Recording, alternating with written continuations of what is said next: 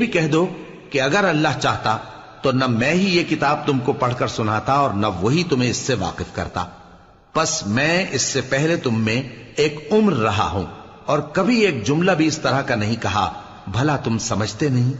تو اس سے بڑھ کر ظالم کون ہوگا جو اللہ پر جھوٹ باندھے یا اس کی آیتوں کو جھٹلائے؟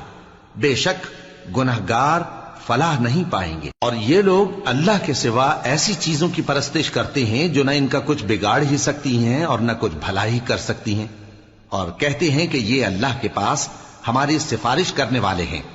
کہہ دو کیا تم اللہ کو ایسی چیز بتاتے ہو جس کا وجود اسے نہ آسمانوں میں معلوم ہوتا ہے اور نہ زمین میں؟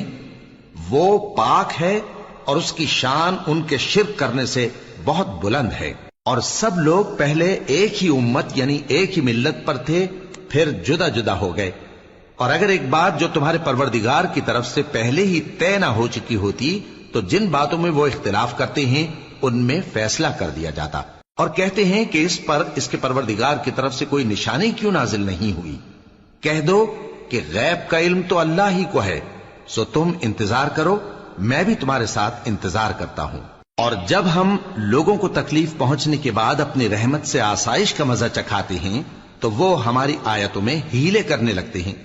کہہ دو کہ اللہ بہت جلد تدبیر کرنے والا ہے، اور جو ہیلے تم کرتے ہو ہمارے فرشتے ان کو لکھتے جاتے ہیں۔